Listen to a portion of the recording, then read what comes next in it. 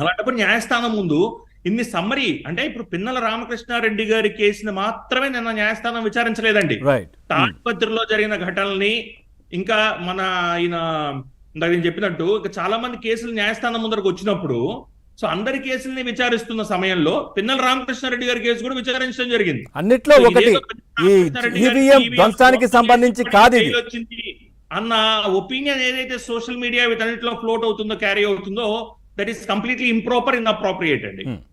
అట్లాగే ఉమేష్ గారు ఇంకొకటి ఏదైతే ఇప్పుడు టీడీపీకి సంబంధించిన వాళ్ళు కావచ్చు, ఆ గొడవలు జరిగిన సందర్భం, అట్లాగే పిన్నెల్లి వీళ్ళందరికీ కలిపి ఓవరాల్ గా ఒకటే రకమైనటువంటి కేసులు పెట్టారు. పోలీసులు కూడా ఏకపక్షంగా వ్యవహరించారు. ఈ నేపథ్యంలో బెయిల్ రావడానికి కూడా చాలా ఈజీ అయిందనే మాటలు. దీనికి ఏం చెప్పారు? వాళ్ళ మీద 307 కేసు కూడా పెట్టారండి. అర్థం చేసుకోవాల్సింది అటెంప్ట్ టు మర్డర్ 7 ఏళ్ల కన్నా ఎక్కువ శిక్ష ఉన్న కేసు కూడా టీడీపీ వ్యక్తుల మీద పెట్టడం జరిగింది. అలాగే ఆ తాడిపత్రిలో వైసీపీ వాళ్ళ మీద కూడా పెట్టినట్టున్నారు.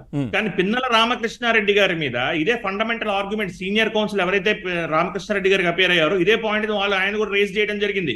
ఇక్కడ అదే రెండో పాయింట్ కింద నేను చెప్పబోతున్నాను. మీరు లోపల క్వశ్చన్ అడిగారు ఏంటంటే పిన్నల రామకృష్ణారెడ్డి గారి మీద పెట్టిన సెక్షన్లన్నీ 7 ఏళ్ల కన్నా లోపున్న సెక్షన్లు. సో ఆయన Arnesh Kumar judgement 41A CRPC notice apply అవుతాయి. ఆయన సీనియర్ కౌన్సిల్ అపేర్ అవుతూ కూడా అదే చెప్పారు. ఆయనకు అర్నేష్ కుమార్ జడ్జిమెంట్ సుప్రీంకోర్టు ఇచ్చింది. అలాగే 41A CRPC నోటీసు అప్లై అయ్యే పరిస్థితి ఉన్నప్పుడు ఎలక్షన్ కమిషన్ వారు ఏ విధంగా ఆయన అరెస్ట్ చేయాలని డీజీపీ గారికి డైరెక్షన్స్ ఇస్తారు, డీజీపీ గారు ఏ విధంగా బలగాలను పంపిస్తారు, డిప్లాయ్ చేస్తారు అనేది fundamental question that was asked by the senior counsel appearing for Pinnelli Ramakrishna Reddy. So ఏ విధంగా ఇది జరుగుతుంది అని ఆయన అడిగారు. ఇంకోటి ఏంటంటే మా పవన్ గారు మీకు అర్థం చేసుకోవాల్సింది న్యాయస్థానాలకి చాలా ఖచ్చితంగా అండి చాలా లిమిటెడ్ స్కోప్ ఉంటుందండి. సుప్రీంకోర్టు ఒక జడ్జిమెంట్ ఇచ్చిన తర్వాత high courts are bound by it. Constitution clear గా అది ఇండికేట్ చేసింది.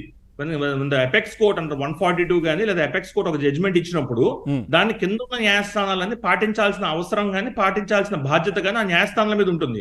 అర్నేష్ కుమార్ జడ్జిమెంట్ లో 7 years కానీ ఇప్పుడు నేను అడిగే క్వశ్చన్ ఏంటంటే ఇక్కడ పోలీసు వారు 307 సెక్షన్ పెట్టడానికి ఎంతైతే ఉత్సాహమో అత్యుత్సాహమో ఏదన్నా కానివ్వండి చూపించారో టీడీపీ వాళ్ళ మీద, అదే సెక్షన్లు పెట్టడానికి ఎందుకు పిన్నల రామకృష్ణారెడ్డి గారి మీద అటాక్, ఒక టీడీపీ ఒక కార్యకర్త మీద అటాక్ జరిగింది, అక్కడ ఉన్న పోలింగ్ ఏజెంట్ మీద అటాక్ జరిగిందని తెలిసినా కూడా 307 ఎందుకు పెట్టలేదు అనేది ఫండమెంటల్ పాయింట్.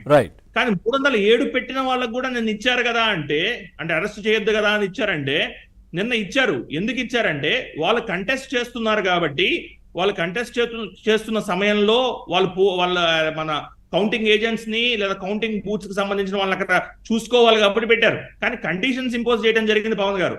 ఒకటి, ఎలక్షన్ సమయం కాబట్టి చీఫ్ ఎలక్షన్ కమిషనర్ గారు కానీ వీళ్ళకి చీఫ్ ఎలక్టోరల్ ఆఫీసర్ ఆంధ్రప్రదేశ్ గారికి వీళ్ళ మీద సర్వేలెన్స్ పెట్టండి, వీళ్ళ మీద నిఘా పెట్టండి, ఇలాంటివి మళ్ళా జరిగితే మాత్రం ఖచ్చితంగా న్యాయస్థానానికి రండి. నెక్స్ట్ వీక్ మళ్ళీ కోర్టు ఉంటుంది, 30వ తారీఖు మళ్ళీ